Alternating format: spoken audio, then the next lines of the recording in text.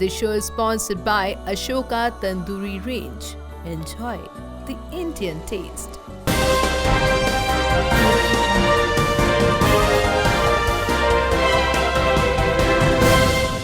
ਸਤਿ ਸ਼੍ਰੀ ਅਕਾਲ। News only ਵੇਖ ਰਹੇ ਸਾਰੇ ਦਰਸ਼ਕਾਂ ਦਾ ਸਵਾਗਤ ਹੈ। ਮੈਂ ਹਾਂ ਮੀਨਾ ਦਾਸ। ਪੰਜਾਬ ਬੁਲੇਟਿਨ ਦਾ ਆਗਾਜ਼ ਕਰਨ ਤੋਂ ਪਹਿਲਾਂ ਰੁਕ ਕਰਾਂਗੇ ਸੁਰਖੀਆਂ ਤੇ।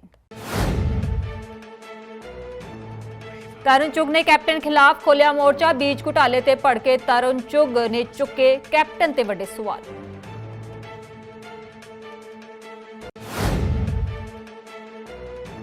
ਸੁਖਬੀਰ ਬਾਦਲ ਨੇ ਬਣਾਈ 19 ਮੈਂਬਰੀ ਕੋਰ ਕਮੇਟੀ। ਯੂਥ ਵਿੰਗ ਪ੍ਰਧਾਨ ਦੀ ਵੀ ਕੀਤੀ ਨਿਯੁਕਤੀ। ਬੀਬੀ ਜਗੀਰ ਕੌਰ ਨੇ ਸੰਭਾਲੀ ਮਹਿਲਾ ਵਿੰਗ ਦੀ ਕਮਾਨ।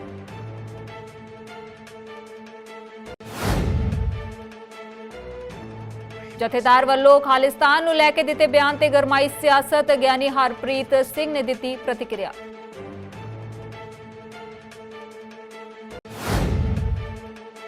ਅਨਲੌਕ 1 ਜਾਰੀ ਹੋਣ ਤੋਂ ਬਾਅਦ ਵੀ ਨਹੀਂ ਖੁੱਲਿਆ ਕਰਤਾਰਪੁਰ ਕੋਰੀਡੋਰ। ਸੰਗਤ ਨੇ ਕੀਤੀ ਡੇਰਾ ਬਾਬਾ ਨਾਨਕ ਕਰਤਾਰਪੁਰ ਕੋਰੀਡੋਰ ਖੋਲ੍ਹਣ ਦੀ ਮੰਗ। ਤੇ ਹੁਣ ਖਬਰਾਂ ਵਿਸਤਾਰ ਨਾਲ। ਸ਼੍ਰੋਮਣੀ ਅਕਾਲੀ ਦਲ ਵੱਲੋਂ ਅੱਜ 19 ਮੈਂਬਰੀ ਕੋਰ ਕਮੇਟੀ ਦਾ ਗਠਨ ਕੀਤਾ ਗਿਆ। ਇਸ ਕਮੇਟੀ ਦਾ ਗਠਨ ਪਾਰਟੀ ਪ੍ਰਧਾਨ ਸੁਖਬੀਰ ਬਾਦਲ ਵੱਲੋਂ ਕੀਤਾ ਗਿਆ। ਇਸ ਸਮੇਂ ਸ਼੍ਰੋਮਣੀ ਅਕਾਲੀ ਦਲ ਦੇ ਯੂਥ ਵਿੰਗ ਦਾ ਪ੍ਰਧਾਨ ਪਰਮਬੰਸ ਸਿੰਘ ਬੰਟੀ ਰੋਮਾਣਾ ਨੂੰ ਨਿਯੁਕਤ ਕੀਤਾ ਗਿਆ। ਇਸ ਸਮੇਂ ਐਸਸੀ ਵਿੰਗ ਦਾ ਪ੍ਰਧਾਨ ਗੁਲਜ਼ਾਰ ਸਿੰਘ ਰਣੀਕੇ ਅਤੇ ਮਹਿਲਾ ਅਕਾਲੀ ਦਲ ਦੀ ਪ੍ਰਧਾਨ ਬੀਬੀ ਜਗੀਰ ਕੌਰ ਨੂੰ ਨਿਯੁਕਤ ਕੀਤਾ ਗਿਆ। ਇਸ ਤੋਂ ਇਲਾਵਾ ਪਾਰਟੀ ਦੇ ਸੀਨੀਅਰ ਆਗੂ ਜਗਮੀਤ ਸਿੰਘ ਬਰਾੜ ਨੂੰ ਵੀ ਕੋਰ ਕਮੇਟੀ ਦਾ ਮੈਂਬਰ ਬਣਾਇਆ ਗਿਆ। ਇਸ ਤੋਂ ਇਲਾਵਾ ਕੋਰ ਕਮੇਟੀ ਵਿੱਚ ਬਲਵਿੰਦਰ ਸਿੰਘ ਭੁੰਦੜ, ਗੋਬਿੰਦ ਸਿੰਘ ਲੋਂਗੋਵਾਲ, ਚਰਨਜੀਤ ਸਿੰਘ ਅਟਵਾਲ, ਤੋਤਾ ਸਿੰਘ, ਮਹੇਸ਼ ਇੰਦਰ ਸਿੰਘ ਗਰੇਵਾਲ, ਨਿਰਮਲ ਸਿੰਘ ਕਾਲੋ, ਦਲਜੀਤ ਸਿੰਘ ਚੀਮਾ, ਪ੍ਰੇਮ ਸਿੰਘ ਚੰਦੂ ਮਾਜਰਾ, ਉਪਿੰਦਰਜੀਤ ਕੌਰ, ਬੀਬੀ ਜਗੀਰ ਕੌਰ, ਜਨਮੇਜਾ ਸਿੰਘ ਸੇਖੋ, ਸਿਕੰਦਰ ਸਿੰਘ ਮਲੂਕਾ, ਹਰੀ ਸਿੰਘ ਜੀਰਾ, ਵਿਕਰਮਜੀਤ ਸਿੰਘ ਮਜੀਠੀਆ, ਸ਼ਰਨਜੀਤ ਸਿੰਘ ਢਿੱਲੋਂ, ਗੁਲਜ਼ਾਰ ਸਿੰਘ ਰਣੀਕੇ, ਸੁਰਜੀਤ ਸਿੰਘ ਰਖੜਾ, ਬਲਦੇਵ ਸਿੰਘ ਅਤੇ ਜਗਮੀਤ ਸਿੰਘ ਬਰਾੜ ਦੇ ਨਾਂ ਸ਼ਾਮਲ ਹਨ। ਬੀਜ ਘੁਟਾਲੇ ਨੂੰ ਲੈ ਕੇ ਭਾਜਪਾ ਦੇ ਸੀਨੀਅਰ ਆਗੂ ਤਰੁਣ ਚੁੱਗ ਨੇ ਮੁੱਖ ਮੰਤਰੀ ਕੈਪਟਨ ਅਮਰਿੰਦਰ ਸਿੰਘ ਵਿਰੁੱਧ ਮੋਰਚਾ ਖੋਲ੍ਹ ਦਿੱਤਾ ਹੈ। ਜੀ ਹਾਂ, ਚੁੱਗ ਨੇ ਮੁੱਖ ਮੰਤਰੀ ਕੈਪਟਨ ਅਮਰਿੰਦਰ ਸਿੰਘ ਨੂੰ ਅਪੀਲ ਕੀਤੀ ਹੈ ਕਿ ਉਹ ਬੀਜ ਘੁਟਾਲੇ ਵਿੱਚ ਛੋਟੀਆਂ ਮੱਛੀਆਂ ਦੀ ਬਜਾਏ ਵੱਡੀਆਂ ਮੱਛੀਆਂ ਵਿਰੁੱਧ ਕਾਰਵਾਈ ਕਰਨ। ਉਹਨਾਂ ਕਿਹਾ ਕਿ ਇਸ ਸੰਬੰਧੀ ਪੰਜਾਬ सरकार ਨੂੰ जवाब देना पड़ेगा। बीज घोटाले में शामिल छोटी मछलियों को पकड़ने के बजाय सरकारी मगरमच्छ जो हैं, बड़े बड़े मगरमच्छ, उनको पकड़ने का प्रयत्न पंजाब सरकार को करना चाहिए। कैप्टन साहब, जनता को बताना पड़ेगा कि पीयू के वैज्ञानिकों द्वारा, पीयू पंजाब एग्रीकल्चर यूनिवर्सिटी के वैज्ञानिकों द्वारा जो कोड, पनीरी के बीजों के कोड जो है PR 128, PR 129 के CVG 1, CVG 2, CVG 3, उसकी जो कोडिंग है वो किसने तोड़ी? उसके शेयर जो है, कोडिंग के शेयर, वो पंजाब के कृषि मंत्रालय के साथ किए थे। कौन शामिल है इसमें? लगभग 100,000 क्विंटल नकली बीज राजस्थान, जम्मू कश्मीर, हरियाणा में पंजाब के किसानों को बांट दिए गए। जो 60-70 रुपए किलो वाला बीज 200, 250, 300, 150 रुपए किलो में किसान को बेचा गया। एक तो पैसा लूटा गया और दूसरा उस बीज से क्या होगा, एक बहुत बड़ा क्वेश्चन, प्रश्न चिन्ह आज खड़ा हो गया। इसमें शामिल चाहे वो कितना भी बड़ा अधिकारी है, मंत्री है, संतरी है, किसका टोला है, कौन इसके पीछे किंग पिन है। आप प्यादों को पकड़ रहे हैं, मोहरों को पकड़ रहे हैं।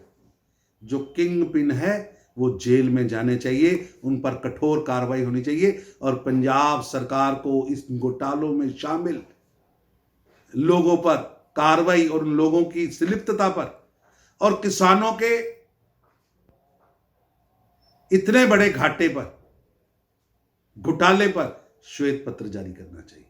ਗਿਆਨੀ ਹਰਪ੍ਰੀਤ ਸਿੰਘ ਵੱਲੋਂ 6 ਜੂਨ ਨੂੰ ਖਾਲਿਸਤਾਨ ਨੂੰ ਲੈ ਕੇ ਦਿੱਤੇ ਬਿਆਨ ਤੇ ਸਿਆਸਤ ਪੂਰੀ ਤਰ੍ਹਾਂ ਪੱਕ ਚੁੱਕੀ ਹੈ। ਇਸ ਨੂੰ ਲੈ ਕੇ ਹੁਣ ਜਥੇਦਾਰ ਹਰਪ੍ਰੀਤ ਸਿੰਘ ਨੇ ਆਪਣੀ ਪ੍ਰਤੀਕਿਰਿਆ ਦਿੱਤੀ ਹੈ। ਦਾ ਇੰਡੀਅਨ ਐਕਸਪ੍ਰੈਸ ਨੂੰ ਦਿੱਤੇ ਇੱਕ ਇੰਟਰਵਿਊ 'ਚ ਜਥੇਦਾਰ ਗਿਆਨੀ ਹਰਪ੍ਰੀਤ ਸਿੰਘ ਨੇ ਕਿਹਾ ਹੈ ਕਿ ਪਹਿਲਾਂ ਉਹਨਾਂ ਨੇ ਇਹ ਕਿਹਾ ਸੀ ਕਿ ਜੇਕਰ ਭਾਰਤ ਸਰਕਾਰ ਸਾਨੂੰ ਖਾਲਿਸਤਾਨ ਦਿੰਦੀ ਹੈ ਤਾਂ ਅਸੀਂ ਜ਼ਰੂਰ ਲਵਾਂਗੇ। ਉਹਨਾਂ ਨੇ ਕਿਹਾ ਕਿ ਇਸ ਬਿਆਨ ਵਿੱਚ ਕੁਝ ਵੀ ਹਮਲਾਵਰ ਨਹੀਂ ਸੀ। दरअसल इंडियन एक्सप्रैस ਵੱਲੋਂ सवाल किया गया ਸੀ कि ਤੁਹਾਡੇ ਬਿਆਨ ਤੇ ਵਿਵਾਦ ਖੜਾ ਹੋ ਰਿਹਾ ਹੈ, ਜਿਸ ਦਾ ਜਵਾਬ ਦਿੰਦਿਆਂ ਗਿਆਨੀ ਹਰਪ੍ਰੀਤ ਸਿੰਘ ਨੇ ਕਿਹਾ ਕਿ I have said that if government give us Khalistan, we shall take it. There is nothing offensive in my statement. Khalistan ਦੀ ਮੰਗ ਜਾਇਜ਼ ਖਾਲਿਸਤਾਨ ਦੀ ਮੰਗ ਜੇ ਸਾਨੂੰ ਮਿਲ ਜੇ ਤੇ ਆਨਾ ਕੀ ਭਾਲੀ ਚਾਰ ਅੱਖਾਂ ਮੈਂ ਕਹਿ ਦਿੱਤਾ ਹੈਗਾ ਕਿ ਜੇ ਭਾਰਤ ਸਰਕਾਰ ਦਿੰਦੀ ਹੈ ਸਾਨੂੰ ਤੇ ਅਸੀਂ ਲਵਾਂਗੇ। ਤੁਸੀਂ ਡਿਮਾਂਡ ਕਰਦੇ ਹੋ ਵੈਸੇ ਆਪ ਜੇ ਸਾਨੂੰ ਦੇਊਗੀ ਤੇ ਅਸੀਂ ਲਵਾਂਗੇ। ਤੁਸੀਂ ਡਿਮਾਂਡ ਕਰਦੇ ਹੋ ਦੁਨੀਆ ਭਰ ਦੇ ਵਿੱਚ ਕਿਹੜਾ ਸਿੱਖ ਹੈ ਜਿਹੜਾ ਨਹੀਂ ਇੱਛਾ ਰੱਖਦਾ। ਕੇਂਦਰੀ ਕੈਬਨਿਟ ਵੱਲੋਂ ਕਿਸਾਨਾਂ ਲਈ ਲਏ ਗਏ ਨਵੇਂ 3 ਫੈਸਲਿਆਂ ਤੇ ਸਿਆਸਤ ਲਗਾਤਾਰ ਗਰਮਾਉਂਦੀ ਜਾ ਰਹੀ ਹੈ। ਇਸ ਨੂੰ ਲੈ ਕੇ ਅੱਜ ਕਿਸਾਨ ਮਜ਼ਦੂਰ ਸੰਘਰਸ਼ ਕਮੇਟੀ ਪੰਜਾਬ ਨੇ ਮੋਰਚਾ ਖੋਲ੍ਹ ਦਿੱਤਾ ਹੈ ਤੇ ਡੀਸੀ ਦਫ਼ਤਰ ਅੱਗੇ ਧਰਨਾ ਪ੍ਰਦਰਸ਼ਨ ਕੀਤਾ ਗਿਆ। ਬੀਤੇ ਦਿਨੀ ਕੇਂਦਰੀ ਕੈਬਨਿਟ ਦੀ ਮੀਟਿੰਗ ਵਿੱਚ ਕਿਸਾਨਾਂ ਲਈ 3 ਮਹੱਤਵਪੂਰਨ ਫੈਸਲੇ ਲਏ ਗਏ। ਇਹਨਾਂ ਫੈਸਲਿਆਂ ਬਾਰੇ ਦਾਅਵਾ ਕੀਤਾ ਜਾ ਰਿਹਾ ਸੀ ਕਿ ਇਹ ਕਿਸਾਨਾਂ ਦੇ ਫਾਇਦੇ ਨੂੰ ਮੁੱਖ ਰੱਖ ਕੇ ਲਏ ਗਏ ਹਨ, ਪਰ ਹੁਣ ਕਿਸਾਨਾਂ ਵੱਲੋਂ ਹੀ ਇਸ ਨੂੰ ਲੈ ਕੇ ਪ੍ਰਦਰਸ਼ਨ ਕੀਤੇ ਜਾ ਰਹੇ ਹਨ। ਅੰਮ੍ਰਿਤਸਰ ਡਿਪਟੀ ਕਮਿਸ਼ਨਰ ਦੇ ਬਾਹਰ ਅੱਜ ਪੰਜਾਬ ਕਿਸਾਨ ਮਜ਼ਦੂਰ ਸੰਘਰਸ਼ ਕਮੇਟੀ ਵੱਲੋਂ ਖੇਤੀ ਮੰਡੀ ਐਕਟ 2020 ਅਤੇ ਬਿਜਲੀ ਸੋਧ ਬਿੱਲ 2020 ਖਿਲਾਫ ਪ੍ਰਦਰਸ਼ਨ ਕੀਤਾ ਗਿਆ। ਇਸ ਮੌਕੇ ਪ੍ਰਦਰਸ਼ਨਕਾਰੀਆਂ ਨੇ ਕੇਂਦਰ ਅਤੇ ਸੂਬਾ ਸਰਕਾਰ ਵਿਰੁੱਧ ਜੰਮ ਕੇ ਨਾਅਰੇਬਾਜ਼ੀ ਕੀਤੀ। ਉਨ੍ਹਾਂ ਕਿਹਾ ਕਿ ਇਹ ਕਾਨੂੰਨ ਰੱਦ ਹੋਣਾ ਚਾਹੀਦਾ ਹੈ। ਕਮੇਟੀ ਦੇ ਜਨਰਲ ਸਕੱਤਰ ਸਵਰਨ ਸਿੰਘ ਪੰਡੇਰ ਨੇ ਦੱਸਿਆ ਕਿ ਇਸ ਨਾਲ ਪੰਜਾਬ ਦੇ ਕਿਸਾਨਾਂ ਦਾ ਬੁਰਾ ਹਾਲ ਹੋ ਜਾਵੇਗਾ ਅਤੇ ਆਤਮ ਹੱਤਿਆਵਾਂ ਦੀ ਗਿਣਤੀ ਵੀ ਵਧੇਗੀ। ਪੂਰੇ ਪੰਜਾਬ ਦੇ ਵਿੱਚ ਡੀਸੀ ਦਫ਼ਤਰਾਂ ਗਾੜੀ ਰੋਸ ਧਰਨੇ ਦੇ ਰਿਹਾ, ਜਿਹਦੀਆਂ ਪ੍ਰਮੁੱਖ ਵਜ੍ਹਾ ਕੇਂਦਰ ਦੀ ਮੋਦੀ ਸਰਕਾਰ ਵੱਲੋਂ ਖੇਤੀ ਉਤਪਾਦਕ ਵਣਜ ਵਪਾਰ ਅਧਿਆਦੇਸ਼ 2020 ਜਿਹੜਾ ਲਿਆਂਦਾ ਗਿਆ, ਜਿਹਦੇ ਨਾਲ ਪੂਰੇ ਪੰਜਾਬ ਦੀ ਖੇਤੀ ਮੰਡੀ ਤਬਾਹ ਹੋ ਜਾਣੀ ਆ। ਉਹਨੂੰ ਮੁੱਖ ਰੱਖਦਿਆਂ ਅੱਜ ਰੋਸ ਕਰ ਰਹੇ ਆ। ਇਹਦੇ ਨਾਲ ਬਿਜਲੀ ਸੋਧ ਬਿੱਲ 2020 ਜਿਹੜਾ ਲਿਆਂਦਾ ਗਿਆ, ਉਸ ਬਿਜਲੀ ਸੋਧ ਬਿੱਲ ਦਾ ਵਿਰੋਧ ਕਰਨ ਲਈ ਅੱਜ ਅਸੀਂ ਜਿਹੜਾ ਰੋਸ ਪ੍ਰੋਟੈਸਟ ਕਰ ਰਹੇ ਹਾਂ। ਅਸੀਂ ਨਾਲ ਦੀ ਨਾਲ ਕਹਿ ਰਹੇ ਹਾਂ ਵੀ ਸ਼੍ਰੋਮਣੀ ਅਕਾਲੀ ਦਲ ਕੇਂਦਰ ਵਿੱਚ ਭਾਈਵਾਲ ਆ, ਪਰ ਉਹ ਵੀ ਸਿੱਧੇ ਰੂਪ ਵਿੱਚ ਇਸ ਬਿੱਲ ਦਾ ਸਾਥ ਦੇ ਰਿਹਾ। ਬੀਬੀ ਹਰਸਿਮਰਤ ਕੌਰ ਬਾਦਲ ਜੀ ਨੇ ਕਿਹਾ ਵੀ ਇਹ ਕਿਸਾਨਾਂ ਦੇ ਲਾਹੇਮੰਦਾ ਬਿੱਲ ਹੋਊਗਾ, ਇਹਦੇ ਨਾਲ ਫਾਇਦਾ ਹੋਊਗਾ। ਅਸੀਂ ਬੀਬੀ ਨੂੰ ਪੁੱਛਣਾ ਚਾਹਾਂਗੇ, ਜਿਹੜਾ ਬਿੱਲ 'ਚ ਕਿਹਾ ਜਾ ਰਿਹਾ ਵੀ ਕਿਸਾਨ ਜਿੱਥੇ ਮਰਜ਼ੀ ਜਾ ਕੇ ਆਪਦੀ ਫਸਲ ਵੇਚੇ, 5 ਕਿੱਲੇ ਤੋਂ ਕਿਸਾਨ 85% ਹੈ ਛੋਟਾ। ਸਾਡੇ ਕਿਸਾਨ 30-40 ਕਿਲੋਮੀਟਰ ਤੋਂ ਉੱਪਰ ਕਦੀ ਫਸਲ ਵੇਚਣ ਗਏ ਨਹੀਂ। ਉਹ ਕਿਹੜੇ ਕਿਸਾਨ ਆ ਜਿਹੜੇ ਉੜੀਸਾ 'ਚ, ਮਹਾਰਾਸ਼ਟਰ 'ਚ, ਗੁਜਰਾਤ 'ਚ ਜਾ ਕੇ ਫਸਲ ਵੇਚਣਗੇ? ਸਾਡੇ ਕਿਸਾਨ ਨੇ ਪਹਿਲੋਂ 80% ਕਿਸਾਨਾਂ ਨੇ ਆੜਤੀਆਂ ਕੋਲੇ ਪਹਿਲੋਂ ਕਰਜ਼ਾ ਚੱਕਿਆ ਹੋਇਆ, ਉਹ ਕਿਤੇ ਜਾਣ ਜੋਗੇ ਨਹੀਂ ਹੈਗੇ। ਸੋ ਇਹ ਝੂਠ ਬੋਲਿਆ ਜਾ ਰਿਹਾ। ਜਿਹੜੇ ਬੀਬੀ ਜੀ ਕਹਿ ਰਹੇ ਆ ਵੀ ਪ੍ਰਾਈਵੇਟ ਖੇਤਰ ਵਿੱਚ ਅਸੀਂ ਮੁਕਾਬਲਾ ਬਣਾਤਾ, ਵੱਧ ਖਰੀਦ ਮਿਲੂ। ਸਾਡੇ ਮਟਰ ਪਹਿਲੋਂ ਪ੍ਰਾਈਵੇਟ ਵਿਕਦੇ ਨੇ, ਸਾਡੇ ਟਮਾਟਰ ਪਹਿਲੋਂ ਪ੍ਰਾਈਵੇਟ ਵਿਕਦੇ, ਸਾਡੀ ਬਾਸਮਤੀ ਪਹਿਲੋਂ ਪ੍ਰਾਈਵੇਟ ਵਿਕਦੀ। ਟੋਟਲ ਸਬਜ਼ੀਆਂ ਤੇ ਇਹ ਸਬਜ਼ੀਆਂ ਪੰਜਾਬ ਵਿੱਚ ਰੁਲਦੀਆਂ ਨੇ। ਜਿੰਨੀ ਵੀ ਪ੍ਰਾਈਵੇਟ ਖਰੀਦ ਆ ਉਹ ਰੁਲਦੀ ਆ। ਜਿਹੜੇ ਤੋਮਰ ਜੀ ਨੇ ਆ ਕੇ ਸੈਂਟਰ ਦੇ ਮਿਨਿਸਟਰ ਨੇ ਕਿਹਾ ਵੀ MSP ਨਹੀਂ ਤੋੜ ਰਹੇ, ਪਰ ਉਹਨਾਂ ਤੋਂ ਜਦੋਂ ਪੱਤਰਕਾਰ ਨੇ ਪੁੱਛਿਆ ਵੀ ਖਰੀਦ ਹੋਊਗੀ, ਖਰੀਦ ਦੀ ਗੱਲ ਤੋਂ ਭੱਜ ਗਏ। MSP ਪਹਿਲੋਂ ਵੀ ਸੈਂਟਰ ਤੈਅ ਕਰਦਾ ਵਾ, ਪਰ ਜਿਹੜੀਆਂ ਫਸਲਾਂ ਨਹੀਂ ਖਰੀਦੀਆਂ ਜਾਂਦੀਆਂ ਉਹ ਰੁਲਦੀਆਂ ਵਾ। ਸੋ ਕਣਕ ਝੋਨੇ ਦੀ ਖਰੀਦ ਪੰਜਾਬ ਤੇ ਹਰਿਆਣਾ ਵਿੱਚ ਆ। ਇਹਦੇ ਲਾਗੂ ਹੋਣ ਨਾਲ ਪੰਜਾਬ ਹਰਿਆਣੇ ਦੇ ਕਿਸਾਨ ਲੱਖਾਂ 'ਚ ਖੁਦਕੁਸ਼ੀਆਂ ਕਰਨਗੇ, ਉਹਨਾਂ ਦਾ ਜਿਹੜਾ ਕਿੱਤਾ ਉੱਜੜ ਜੂਗਾ ਤੇ ਪੂਰਾ ਪੰਜਾਬ ਦਾ ਅਰਥਚਾਰਾ, ਪੂਰੇ ਪੰਜਾਬ ਦੀ ਦੁਕਾਨਦਾਰੀ, ਪੂਰੇ ਪੰਜਾਬ ਦਾ ਬਿਜ਼ਨਸ ਖੇਤੀ ਤੇ ਖੜਾ, ਇਹ ਤਬਾਹ ਹੋਊਗਾ। ਬਿਜਲੀ ਜਿੰਨੀ ਮਹਿੰਗੀ ਆ, ਜੇ ਇਹ ਪ੍ਰਾਈਵੇਟ ਹੋ ਗਿਆ ਤੇ ਸਾਡੇ ਵੱਸ ਤੋਂ ਬਾਹਰ ਚਲ ਜੂਗੀ। ਇਸ ਕਰਕੇ ਅਸੀਂ ਕਹਿੰਦੇ ਵੀ ਬਿਜਲੀ ਜਿਹੜੀ ਆ, ਬਿਜਲੀ ਐਕਟ ਵਾਪਸ ਲਿਆ ਜਾਏ। ਇਹਦੇ ਨਾਲ ਕਿਸਾਨਾਂ ਨੂੰ ਖੇਤੀ ਮੋਟਰਾਂ ਦੇ ਬਿੱਲ ਲੱਗਣੇ ਆ, ਸਾਰੀਆਂ ਸਬਸਿਡੀਆਂ ਜਿਹੜੀਆਂ ਉਹ ਖਤਮ ਹੋ ਜਾਣੀਆਂ ਵਾ। ਇਹਨਾਂ ਮੰਗਾਂ ਨੂੰ ਲੈ ਕੇ ਜਿਹੜਾ ਅੱਜ ਅਸੀਂ ਪ੍ਰੋਟੈਸਟ ਕਰ ਰਹੇ ਹਾਂ। ਕੋਰੋਨਾ ਮਹਾਮਾਰੀ ਦੌਰਾਨ ਕਿਸਾਨਾਂ ਵੱਲੋਂ ਨਵੇਂ ਆਰਡੀਨੈਂਸ ਖਿਲਾਫ ਲਗਾਤਾਰ ਪ੍ਰਦਰਸ਼ਨ ਕੀਤੇ ਜਾ ਰਹੇ ਹਨ। ਅਜਿਹੇ ਵਿੱਚ ਸਰਕਾਰ ਨੂੰ ਚਾਹੀਦਾ ਹੈ ਕਿ ਮਜ਼ਦੂਰਾਂ ਦੀਆਂ ਮੁਸ਼ਕਲਾਂ ਪਹਿਲ ਦੇ ਆਧਾਰ ਤੇ ਸੁਣੀਆਂ ਜਾਣ। ਅੰਮ੍ਰਿਤਸਰ ਤੋਂ ਲਲਿਤ ਸ਼ਰਮਾ ਦੀ ਰਿਪੋਰਟ। ਅੰਮ੍ਰਿਤਸਰ ਦੇ ਥਾਣਾ ਕੰਟੇਨਮੈਂਟ ਦੀ ਪੁਲਿਸ ਦੇ ਹੱਥ ਵੱਡੀ ਸਫਲਤਾ ਲੱਗੀ ਹੈ। ਪੁਲਿਸ ਵੱਲੋਂ ਭਗੌੜੇ ਮੁਲਜ਼ਮ ਕੁਲਵਿੰਦਰ ਸਿੰਘ ਨੂੰ 315 ਬੋਰ ਦੇਸੀ ਰਿਵਾਲਵਰ ਅਤੇ ਜ਼ਿੰਦਾ ਕਾਰਤੂਸਾਂ ਸਮੇਤ ਕਾਬੂ ਕੀਤਾ ਗਿਆ। ਇਸ ਦੀ ਪੁਸ਼ਟੀ ACP ਦੇਵਦੱਤ ਸ਼ਰਮਾ ਵੱਲੋਂ ਕੀਤੀ ਗਈ ਹੈ। ਉਹਨਾਂ ਦੱਸਿਆ ਕਿ ਕੁਲਵਿੰਦਰ ਵੱਲੋਂ ਪਿਛਲੇ ਸਾਲ ਇੱਕ ਵਿਅਕਤੀ ਤੇ ਜਾਨਲੇਵਾ ਹਮਲਾ ਕੀਤਾ ਗਿਆ ਸੀ ਅਤੇ ਉਦੋਂ ਤੋਂ ਹੀ ਇਹ ਭਗੌੜਾ ਸੀ, ਜਦਕਿ ਇਸ ਦੇ ਸਾਥੀਆਂ ਨੂੰ ਪਹਿਲਾਂ ਹੀ ਗ੍ਰਿਫਤਾਰ ਕਰ ਲਿਆ ਗਿਆ ਸੀ। 7 IPC ਦਾ ਥਾਣਾ 25/27/54 ਕੰਟੋਨਮੈਂਟ ਥਾਣੇ 'ਚ ਇਹਦੇ ਵਿੱਚ ਦੋਸ਼ੀ ਸੀਗਾ ਕੁਲਵਿੰਦਰ ਸਿੰਘ ਉਰਫ ਕਾਕਾ ਇੰਦਰਪੁਰੀਆ, ਜਿਹੜਾ ਸਾਨੂੰ ਇੰਨੇ ਲੰਮੇ ਸਮੇਂ ਤੋਂ ਫੜਿਆ ਨਹੀਂ ਸੀ ਜਾ ਰਿਹਾ। ਬਾਕੀ ਇਹਦੇ ਨਾਲ ਦੇ ਦੋਸ਼ੀ ਸਾਰੇ ਅਰੈਸਟ ਕਰ ਲਏ ਸੀਗੇ। ਕਾਕਾ ਇੰਦਰਪੁਰੀਆ ਅੱਜ ਇੱਥੋਂ ਅਸੀਂ ਕੱਲ੍ਹ ਗ੍ਰਿਫਤਾਰ ਕੀਤਾ ਹੈਗਾ ਨਿੱਕਾ ਸਿੰਘ ਕਲੋਨੀ ਤੋਂ ਦੇ ਲਾਗੋਂ ਸੀਕ੍ਰੇਟ ਇਨਫੋਰਮੇਸ਼ਨ ਤੇ ASI ਜਸਪਾਲ ਸਿੰਘ ਤੇ SHO ਰਣਜੀਤ ਸਿੰਘ ਵੱਲੋਂ ਇਨਫੋਰਮੇਸ਼ਨ ਦੇ ਉੱਤੇ ਗ੍ਰਿਫਤਾਰ ਕੀਤਾ ਗਿਆ। ਇਹਦੇ ਕੋਲੋਂ ਅਸੀਂ ਇੱਕ ਪਿਸਟਲ ਬਰਾਮਦ ਕੀਤਾ 315 ਬੋਰ ਦਾ ਪਲੱਸ ਰੌਂਦ ਬਰਾਮਦ ਕੀਤੇ ਜੀ। ਇਹਦੇ ਤੇ ਪਹਿਲਾਂ ਆਲਰੇਡੀ ਮੁਕੱਦਮੇ ਦਰਜ ਨੇ। ਮੁਕੱਦਮੇ ਇਹਦੇ ਕੋਲ ਪਹਿਲਾਂ ਆਲਰੇਡੀ ਜਿਹੜੇ ਇਹਦੇ ਤੇ ਦਰਜ ਆ 302 IPC ਦਾ ਮੁਕੱਦਮਾ ਦਰਜ ਹੈ ਜੀ। 302 IPC ਦਾ ਮੁਕੱਦਮਾ ਆਲਰੇਡੀ ਦਰਜ ਹੈ ਜੀ 2012 ਦਾ। 392 ਦਾ ਦਰਜ ਹੈ ਜੀ।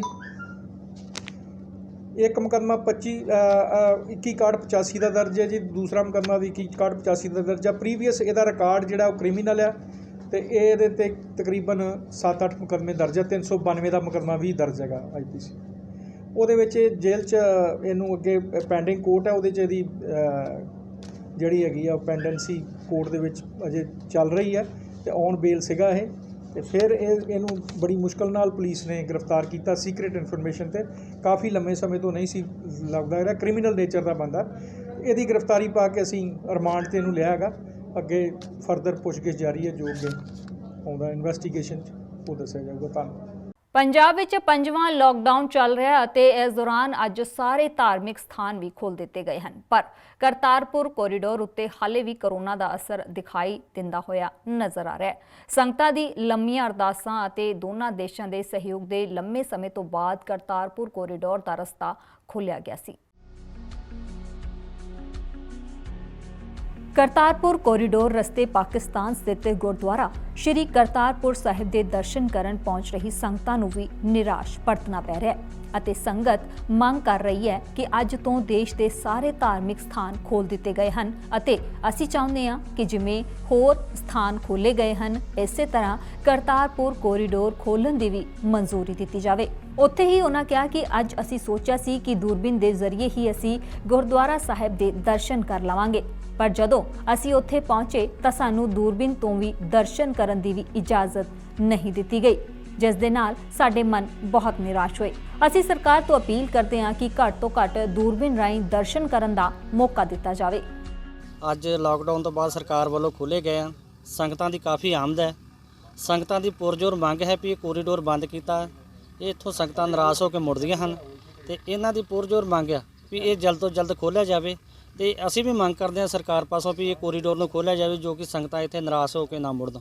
ਇਹ ਜਿਹੜਾ ਸਰਕਾਰਾਂ ਨੇ ਪਾਕਿਸਤਾਨ ਦੀ ਤੇ ਹਿੰਦੁਸਤਾਨ ਦੀ ਸਰਕਾਰ ਨੇ ਕੋਰੀਡੋਰ ਖੋਲ੍ਹਿਆ ਸੀ, ਹੁਣ ਸੰਗਤਾਂ ਦੀ ਮੰਗ ਆ ਵੀ ਜਿੱਦਾਂ ਹੋਰ ਗੁਰਦੁਆਰੇ ਖੋਲ੍ਹੇ ਨੇ ਉਸੇ ਤਰ੍ਹਾਂ ਇਹ ਵੀ ਗੁਰਦੁਆਰਾ ਖੋਲ੍ਹਿਆ ਜਾਏ ਤੇ ਸੰਗਤਾਂ ਜਿਹੜੀਆਂ ਦਰਸ਼ਨ ਦਿਦਾਰੇ ਕਰ ਸਕਣ।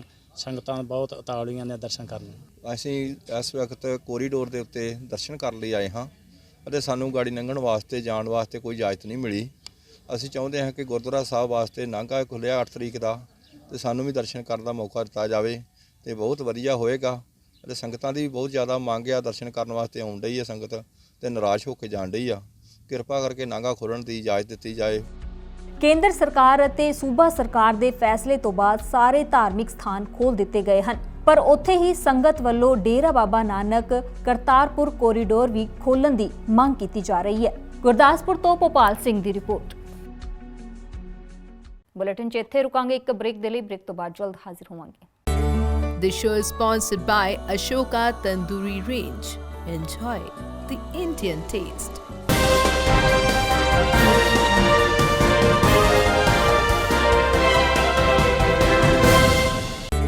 This show is sponsored by Ashoka Tandoori Range. Enjoy the Indian taste.